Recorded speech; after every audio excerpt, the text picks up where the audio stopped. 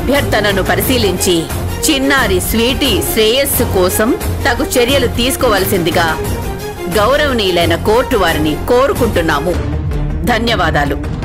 ఇట్లు శ్రీ జీవీఎస్ సోమేశ్వరరావు, రాకేష్ తాతయ్య, శ్రీ జి ధనుంజయ్ రాకేష్ తండ్రి, శ్రీ జి కమల రాకేష్ తల్లి, శ్రీ జి చంద్రమోహన్ రాకేష్ చిన్నాన్న, శ్రీమతి జి పద్మ రాకేష్ చిన్నమ్మ, ఝాన్సీ పిల్లల కేర్ టేకర్.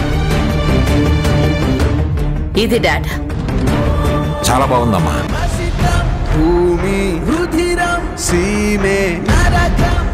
సైన్ చేయండి డాడ్.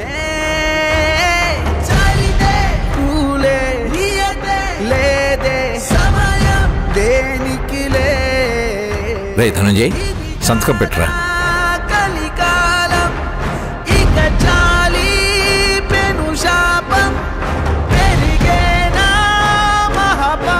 ఏంట్రా? ఏం లేదు నాన్న. పెట్టు.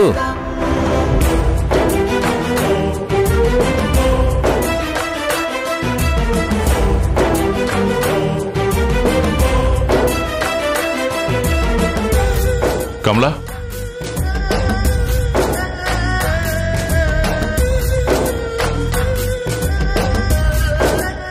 ఏం ఆలోచిస్తున్నావు వదినా? నువ్వు ఆ స్వీటీని మనవరాలు అంటూ నెత్తిన పెట్టుకుంటున్నావు కదా. మరి ఇప్పుడు నీ మనవరాలి ప్రాణాలు కాపాడుకోవడం ముఖ్యమా, లేదంటే ఆ ఝాన్సీ పంతానికి తన ప్రాణాలను బలి చేయడం ముఖ్యమా? అది నువ్వే ఆలోచించుకో.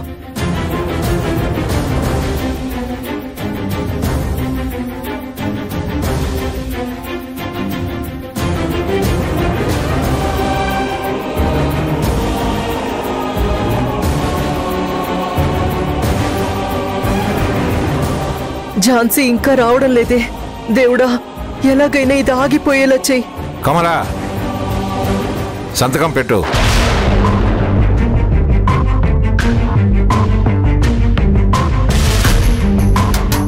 అమ్మా ఝాన్సీ, సంతకం పెట్టడానికి నాకు మనసు రావడం లేదమ్మా. కానీ పెట్టక తప్పడం లేదు. నువ్వు కాపాడుతావన్న ధైర్యంతోనే సంతకం పెడుతున్నాను.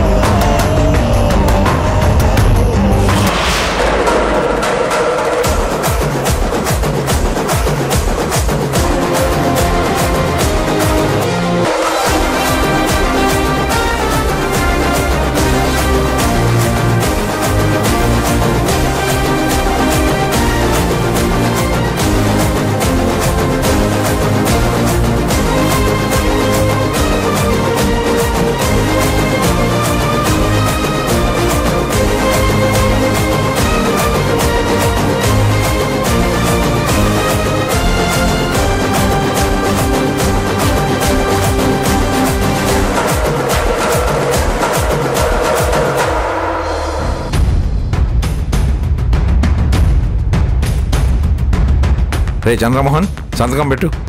నాన్న, అది చెయ్యి నెప్పెడుతుంది. నోరు మూసుకొని చెప్పింది చెయ్యి. నిన్నేం వ్యాసం రాయమంటం లేదు, సంతకం చేయమంటున్నాను. చెయ్యి.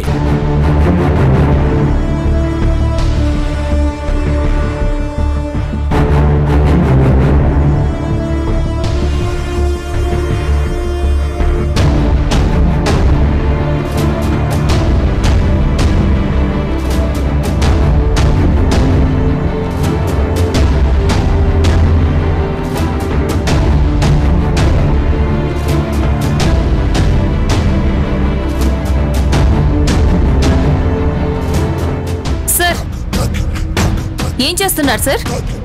ఏం లేదు, స్వీటీ ట్రీట్మెంట్ కి తన కన్నవాళ్ళు ఒప్పుకుంటున్నందుకు గాను వాళ్ళ కండిషన్ మేరకు స్వీటీని వాళ్ళకి అప్పగించడానికి మాకెలాంటి అభ్యంతరం లేదని నో అబ్జెక్షన్ నోట్ ని ప్రిపేర్ చేశాం. నా అనుమతి లేకుండా ఎలా ప్రిపేర్ చేస్తారు? నీ అనుమతి మాకు అవసరం లేదు ఝాన్సీ.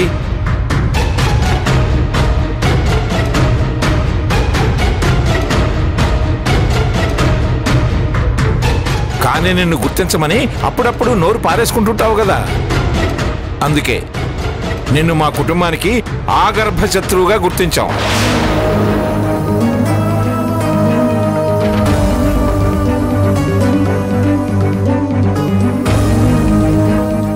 ఈ నో అబ్జెక్షన్ నోట్ మీద మేమందరం సంతకాలు చేశాం. ఈ నోట్ ని చెత్తబుట్టలో వేయండి.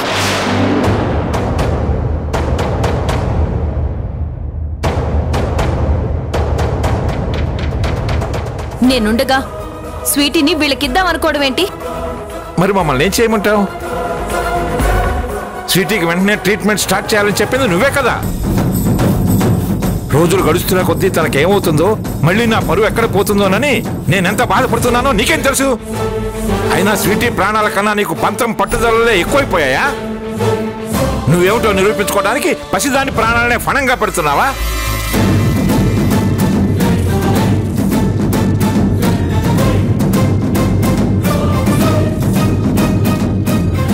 కానీ మేము అలా చేయలేం. నీ అంత మూర్ఖంగా మేము ఉండలేము. అది కాదు సార్. ఝాన్సీ, వీళ్ళు డబ్బులు ఆశించడం లేదు కదా, స్వీటీ ప్రాణాలు దక్కించుకుందామంటున్నారు కదా, ఇంకేం కావాలి? మేడం, నేను చెప్పేది ఒక్కసారి వినండి. ఏం చెప్తావు? అయినా స్వీటీకి జన్మనిచ్చింది వీళ్ళు. ఇప్పుడు ట్రీట్మెంట్కి ఒప్పుకొని పునర్జన్మనిస్తానంటున్నది కూడా వీళ్లే. అదే అర్థం చేసుకో. కాకపోతే పాపం వీళ్ళకి వేరే దారి లేక స్వీటీని ఇవ్వాలని కండిషన్ పెట్టారు. వీళ్ళడిగిన దాంట్లో తప్పేం లేదే. అయినా వీళ్ళ బిడ్డను వీళ్ళకి అప్పగించడానికి నీకు ప్రాబ్లం ఏమిటి?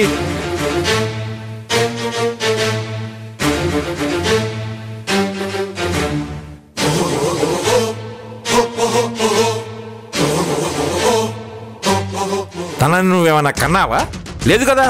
కానీ అంతకన్నా ఎక్కువ అనుబంధం నాకుంది. నా ప్రాణానికి ప్రాణంగా పెంచుకున్నాను. అంతేకాకుండా చట్ట ప్రకారం వీళ్ళకి తన మీద ఏ హక్కు లేదు. అది కాదు ఝాన్సీ, న్యాయంగా వాళ్ళ బిడ్డ వాళ్ళకే చెందుతుంది కదా. ముందు నువ్వు ఆ సెక్షన్ల సంఖ్యల నుంచి, చట్టాల నుంచి బయటకు వచ్చి ఆలోచించు. అలాగే ఆలోచించేదాన్ని సార్. నిజమే, స్వీటీ కండిషన్ చాలా క్రిటికల్ గా ఉంది. ఇప్పుడున్న సిచ్యువేషన్ లో ప్రతి నిమిషం చాలా వాల్యుబుల్. స్వీటీ ట్రీట్మెంట్ కోసం తనని వాళ్ళ కన్న వాళ్ళకి ఇచ్చేదాన్ని. కానీ ఈ రాజయ్య మీరనుకున్నంత మంచివాడు కాదు సార్. అసలు వీడు మనిషే కాదు. ఏం మాట్లాడుతున్నావు నువ్వు అసలు? అంటే నీకు నచ్చిన వాళ్ళు, నీ మాట వినేవాళ్ళు మాత్రమే మనుషులు, మంచివాళ్ళు అంటావా? లేదంటే చెడ్డవాళ్ళా? ఇవన్నీ పక్కన పెట్టు, ముందు నీ గురించి చెప్పు.